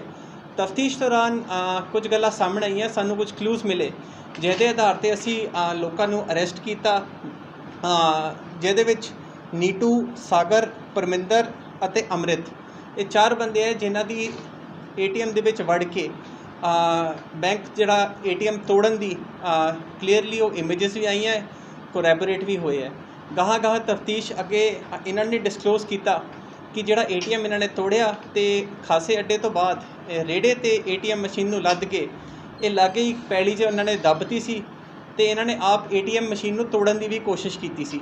ਪਰ ਜਦੋਂ ਇਹਦੇ ਵਿੱਚ ATM ਮਸ਼ੀਨ ਨਹੀਂ ਟੁੱਟੀ ਤੇ ਇਹਨੂੰ ਤੋੜਨ ਲਈ ਉਹਨਾਂ ਨੇ ਸਪੈਸੀਫਿਕ ਕੋਈ ਸਪੈਸ਼ਲਾਈਜ਼ਡ ਲੋਕਾਂ ਦੇ ਜਿਹੜੀ ਭਾਲ ਸ਼ੁਰੂ ਕੀਤੀ ਤੇ ਇਹਨਾਂ ਦੇ ਵਿੱਚ ਜਿਹੜਾ ਇੱਕ ਦੋਸ਼ੀ ਹੈਗਾ ਪਰਮਿੰਦਰ ਪ੍ਰਿੰਸ, ਉਹਨੇ ਮਜੀਠੇ 'ਚ ਕਿਸੇ ਕੁਝ ਲੋਕਾਂ ਨਾਲ ਤਾਲਮੇਲ ਕਰਕੇ ਇਹ ਮਸ਼ੀਨ ਨੂੰ ਤੋੜਨ ਬਾਰੇ ਗੱਲ ਕੀਤੀ ਤੇ ਇੱਕ ਟਾਟਾ ਇਸ ਗੱਡੀ ਤੇ ਇਸ ਮਸ਼ੀਨ ਨੂੰ ਲੱਦ ਕੇ ਮਜੀਠੇ ਲੈ ਕੇ ਗਏ ਹੈ ਤੇ ਉਹ ਜਿਹੜੇ ਬੰਦੇ ਜਿਨ੍ਹਾਂ ਨੇ ATM ਮਸ਼ੀਨ ਨੂੰ ਤੋੜਨ 'ਚ ਇਹਨਾਂ ਦੀ ਮਦਦ ਕੀਤੀ ਹੈ ਉਹਨਾਂ ਦੇ ਨਾਂ ਹੈਗੇ ਮਨਦੀਪ ਸਿੰਘ, ਸੰਜੀਵ, ਤਲਵਿੰਦਰ ਅਤੇ ਦੀਪਕ। ਇਹ ਵੀ ਅਰੈਸਟ ਹੋ ਗਏ ਨੇ। ਇਹ ਮਸ਼ੀਨ ਤੋੜਨ ਤੋਂ ਬਾਅਦ ਇਹਨਾਂ ਨੇ ਭੋਮਾ ਨਹਿਰ ਪੈਂਦੀ ਹੈ, ਸੁੱਕੀ ਨਹਿਰ ਹੈਗੀ ਹੈ, ਉੱਥੇ ਜਿਹੜਾ ATM ਮਸ਼ੀਨ ਹੈ ਉਹ ਸਿੱਟ ਦਿੱਤੀ ਸੀ। ਇਹਨਾਂ ਦੀ ਅਰੈਸਟ ਤੋਂ ਬਾਅਦ ਜਿਹੜੀ ਬਰਾਮਦਗੀ ਹੈਗੀ ਹੈ ਤਕਰੀਬਨ 11,25,000 ਰੁਪਏ ਦੀ ਬਰਾਮਦਗੀ ਹੋ ਚੁੱਕੀ ਹੈ। ਉਹਦੇ ਨਾਲ ਜਿਹੜੀ ATM ਮਸ਼ੀਨ ਟੁੱਟੀ ਹੋਈ ਹੈ ਉਹ ਬਰਾਮਦ ਹੋ ਗਈ ਹੈ। ਜਿਹੜਾ ATM ਮਸ਼ੀਨ ਤੋੜਨ ਲਈ ਔਜ਼ਾਰ ਜਿਹੜੇ ਹੈਗੇ ਆ ਉਹ ਵੀ ਬਰਾਮਦ ਹੋਏ ਹੈ। ਟਾਟਾ ਏਸ ਗੱਡੀ ਜਿਹੜੀ ਜਿਹਦੇ ਨਾਲ ਇਹਨਾਂ ਨੇ ATM ਮਸ਼ੀਨ ਟਰਾਂਸਪੋਰਟ ਕੀਤੀ ਸੀ ਮਜੀਠੇ, ਉਹ ਵੀ ਅਸੀਂ ਬਰਾਮਦ ਕਰ ਲਈ ਹੈ। ਜਿਹੜਾ ਰੇੜਾ ਹੈਗਾ ਹੈ ਜਿਹਨੂੰ ATM ਮਸ਼ੀਨ ਤੋਂ ਲੈ ਕੇ ਪੈਲੀ ਵਿੱਚ ਲੈ ਕੇ ਗਏ ਸੀ, ਉਹ ਵੀ ਅਸੀਂ ਬਰਾਮਦ ਕਰ ਲਿਆ ਹੈ। ਇਹਦੇ ਵਿੱਚ ਕੁਝ ਦੋਸ਼ੀ ਹਜੇ ਅਰੈਸਟ ਨਹੀਂ ਹੋਏ ਹੈ, ਉਹਨਾਂ ਨੂੰ ਵੀ ਅਸੀਂ ਬਹੁਤ ਛੇਤੀ ਫੜ ਲਾਂਗੇ। ਦੇਸ਼ ਭਰ ਦੇ ਦਰਜਨ ਤੋਂ ਵੱਧ ਸੂਬਿਆਂ ਦੇ ਵਿੱਚ ਅੱਜ ਧਾਰਮਿਕ ਸਥਾਨ ਅਤੇ ਸ਼ਾਪਿੰਗ ਮਾਲ ਖੋਲ੍ਹ ਦਿੱਤੇ ਗਏ ਹਨ, ਪਰ ਸ਼੍ਰੋਮਣੀ ਗੁਰਦੁਆਰਾ ਪ੍ਰਬੰਧਕ ਕਮੇਟੀ ਅਤੇ ਕੇਂਦਰ ਸਰਕਾਰ ਦੇ ਵਿੱਚ ਸਹਿਮਤੀ ਨਹੀਂ ਬਣ ਪਾ ਰਹੀ ਹੈ। ਗੁਰਦੁਆਰਾ ਸਾਹਿਬਾਨਾਂ ਦੇ ਵਿੱਚ ਨਾ ਤਾਂ ਮਾਸਕ ਦੀ ਵਰਤੋਂ ਕੀਤੀ ਜਾ ਰਹੀ ਹੈ ਅਤੇ ਪ੍ਰਸਾਦ ਵੀ ਸੰਗਤ ਵਿੱਚ ਵਰਤਾਇਆ ਜਾ ਰਿਹਾ ਹੈ। ਪੇਸ਼ ਹੈ ਇੱਕ ਰਿਪੋਰਟ। ਦੇਸ਼ ਭਰ ਦੇ ਦਰਜਨ ਤੋਂ ਵੱਧ ਸੂਬਿਆਂ ਦੇ ਵਿੱਚ ਅੱਜ ਧਾਰਮਿਕ ਸਥਾਨ ਅਤੇ ਸ਼ਾਪਿੰਗ ਮਾਲ ਖੋਲ੍ਹ ਦਿੱਤੇ ਗਏ ਹਨ, ਪਰ ਸ਼੍ਰੋਮਣੀ ਗੁਰਦੁਆਰਾ ਪ੍ਰਬੰਧਕ ਕਮੇਟੀ ਅਤੇ ਕੇਂਦਰ ਸਰਕਾਰ ਦੇ ਵਿੱਚ ਸਹਿਮਤੀ ਨਹੀਂ ਬਣ ਪਾ ਰਹੀ ਹੈ। ਗੁਰਦੁਆਰਾ ਸਾਹਿਬਾਨਾਂ ਦੇ ਵਿੱਚ ਨਾ ਤਾਂ ਮਾਸਕ ਦੀ ਵਰਤੋਂ ਕੀਤੀ ਜਾ ਰਹੀ ਹੈ ਅਤੇ ਪ੍ਰਸਾਦ ਵੀ ਸੰਗਤ ਵਿੱਚ ਵਰਤਾਇਆ ਜਾ ਰਿਹਾ ਹੈ। ਹਾਲਾਂਕਿ ਇਸ ਸੰਬੰਧੀ ਸਾਡੀ ਟੀਮ ਵੱਲੋਂ ਜਦੋਂ ਜਾਇਜ਼ਾ ਲਿਆ ਗਿਆ ਤਾਂ ਗੁਰਦੁਆਰਾ ਸਾਹਿਬ ਦੇ ਪ੍ਰਬੰਧਕਾਂ ਨੇ ਕੁਝ ਵੀ ਬੋਲਣ ਤੋਂ ਇਨਕਾਰ ਕਰ ਦਿੱਤਾ, ਪਰ ਦੂਜੇ ਪਾਸੇ ਸੰਗਤਾਂ ਦਾ ਕਹਿਣਾ ਹੈ ਕਿ ਸਰਕਾਰ ਦੇ ਦਿਸ਼ਾ ਨਿਰਦੇਸ਼ਾਂ ਦੀ ਪਾਲਣਾ ਹੋਣੀ ਚਾਹੀਦੀ ਹੈ। ਉੱਥੇ ਹੀ ਜੋ ਲੋਕ ਦਿਸ਼ਾ ਨਿਰਦੇਸ਼ਾਂ ਦਾ ਪਾਲਣ ਕਰਨ ਦੀ ਗੱਲ ਕਹਿ ਰਹੇ ਨੇ, ਉਹ ਖੁਦ ਬਿਨਾਂ ਮਾਸਕ ਤੋਂ ਗੁਰਦੁਆਰਾ ਸਾਹਿਬ ਦਰਸ਼ਨ ਕਰਨ ਲਈ ਪਹੁੰਚੇ ਹੋਏ ਸਨ। ਸਾਡੀ ਟੀਮ ਵੱਲੋਂ ਲੁਧਿਆਣਾ ਦੇ ਪ੍ਰਸਿੱਧ ਗੁਰਦੁਆਰਾ ਸ਼੍ਰੀ ਦੁੱਖ ਨਿਵਾਰਨ ਸਾਹਿਬ ਦਾ ਜਾਇਜ਼ਾ ਲਿਆ ਗਿਆ ਤਾਂ ਸੰਗਤ ਵੱਡੀ ਤਾਦਾਦ 'ਚ ਦੇਖੀ ਗਈ, ਪਰ ਬਹੁਤੇ ਲੋਕ ਬਿਨਾਂ ਮਾਸਕ ਤੋਂ ਦਿਖੇ। ਇਸ ਮੌਕੇ ਸ਼ਰਧਾਲੂਆਂ ਨੇ ਕਿਹਾ ਕਿ ਸਰਕਾਰ ਵੱਲੋਂ ਦਿੱਤੀਆਂ ਹਦਾਇਤਾਂ ਦੀ ਪਾਲਣਾ ਹੋਣੀ ਚਾਹੀਦੀ ਹੈ, ਪਰ ਇਸ ਮੌਕੇ ਉਹ ਆਪ ਬਿਨਾਂ ਮਾਸਕ ਤੋਂ ਦਿਖਾਈ ਦਿੱਤੇ। ਹਾਲਾਂਕਿ ਗੁਰਦੁਆਰੇ ਦੇ ਅੰਦਰ ਆਉਣ ਵਾਲੇ ਸ਼ਰਧਾਲੂਆਂ ਨੂੰ ਪੂਰੀ ਤਰ੍ਹਾਂ ਸੈਨੀਟਾਈਜ਼ ਕੀਤਾ ਜਾ ਰਿਹਾ ਹੈ। ਜੋ ਸਰਕਾਰ ਕਹਿੰਦੀ ਹੈ ਬਚਣਾ ਚਾਹੀਦਾ ਇਸ ਚੀਜ਼ ਤੋਂ। ਅਸੀਂ ਨਹੀਂ ਵੀ ਪ੍ਰਸ਼ਾਦ ਲਵਾਂਗੇ ਵੀ ਕੋਈ ਗੱਲ ਨਹੀਂ, ਅਸੀਂ ਤਾਂ ਗੁਰਦੁਆਰਾ ਸਾਹਿਬ ਦੇ ਦਰਸ਼ਨ ਕਰਨ ਵਾਸਤੇ ਹੀ ਆਏ ਹਾਂ ਤੇ ਗੁਰੂ ਸਾਹਿਬਾਂ ਦੇ ਦਰਸ਼ਨ ਕਰਕੇ ਆਪਣਾ ਪਾਪ ਕੱਟਣ ਵਾਸਤੇ ਆਏ ਹਾਂ ਇੱਥੇ। ਮਾਸਕ ਦੱਸਿਆ ਮਾਸਕ ਜ਼ਰੂਰੀ ਹੈ, ਮਾਸਕ ਲਾਉਣੇ ਲਾਜ਼ਮੀ ਹੈ। ਮਾਸਕ ਲਾਉਣੇ ਤਾਂ ਜਦੋਂ ਗੁਰਦੁਆਰਾ ਸਾਹਿਬ ਦਰਸ਼ਨ ਕਰਕੇ ਵਾਪਸ ਮੁੜਦੇ ਤਾਂ ਲਾਉਣੇ ਚਾਹੀਦੇ ਆ। ਜੋ ਅੰਦਰ ਜਾਣਾ ਫਿਰ ਗੁਰੂ ਸਾਹਿਬਾਂ ਨੂੰ ਤਾਂ ਆਪਣਾ ਚਿਹਰਾ ਤਾਂ ਦਿਖਾਉਣਾ ਹੀ ਪਊਗਾ ਜੀ। ਸਰਕਾਰ ਵੱਲੋਂ ਜਾਰੀ ਹਦਾਇਤਾਂ ਦਾ ਲੁਧਿਆਣਾ ਦੇ ਗੁਰਦੁਆਰਾ ਸਾਹਿਬ 'ਚ ਪਾਲਣਾ ਹੁੰਦੀ ਦਿਖਾਈ ਤਾਂ ਨਹੀਂ ਦਿੱਤੀ। ਜਿੱਥੇ ਸਰਕਾਰ ਵੱਲੋਂ ਪ੍ਰਸਾਦ ਦੇਣ ਦੀ ਮਨਾਹੀ ਕੀਤੀ ਗਈ ਸੀ, ਉੱਥੇ ਹੀ ਪ੍ਰਸਾਦ ਸ਼ਰਧਾਲੂਆਂ ਨੂੰ ਵੰਡਿਆ ਜਾ ਰਿਹਾ ਹੈ। ਇਸ ਤਰ੍ਹਾਂ ਕੋਰੋਨਾ ਵਰਗੀ ਮਹਾਮਾਰੀ ਰੁਕੇਗੀ ਨਹੀਂ, ਸਗੋਂ ਹੋਰ ਜ਼ਿਆਦਾ ਫੈਲ ਸਕਦੀ ਹੈ। ਲੁਧਿਆਣਾ ਤੋਂ ਪ੍ਰਦੀਪ ਭੰਡਾਰੀ ਦੀ ਰਿਪੋਰਟ। ਫਿਲਹਾਲ ਪੰਜਾਬ ਬੁਲੇਟਿਨ 'ਚ ਇੰਨਾ ਹੀ। ਜਾਣ ਤੋਂ ਪਹਿਲਾਂ ਮੁੜ ਤੋਂ ਰੁਕ ਕਰ ਲੈਂਦੇ ਹਾਂ ਸੁਰਖੀਆਂ ਵੱਲ। ਤਰੁਣ ਚੁੱਗ ਨੇ ਕੈਪਟਨ ਖਿਲਾਫ ਖੋਲਿਆ ਮੋਰਚਾ। ਬੀਜ ਘੁਟਾਲੇ ਤੇ ਭੜਕੇ ਤਰੁਣ ਚੁੱਗ ਨੇ ਚੁੱਕੇ ਕੈਪਟਨ ਤੇ ਵੱਡੇ ਸਵਾਲ।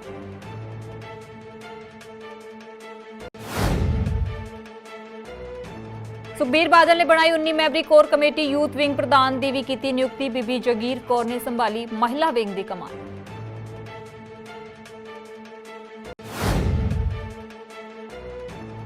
ਜਥੇਦਾਰ ਵੱਲੋਂ ਖਾਲਿਸਤਾਨ ਨੂੰ ਲੈ ਕੇ ਦਿੱਤੇ ਬਿਆਨ ਤੇ ਗਰਮਾਈ ਸਿਆਸਤ। ਗਿਆਨੀ ਹਰਪ੍ਰੀਤ ਸਿੰਘ ਨੇ ਦਿੱਤੀ ਪ੍ਰਤੀਕਿਰਿਆ।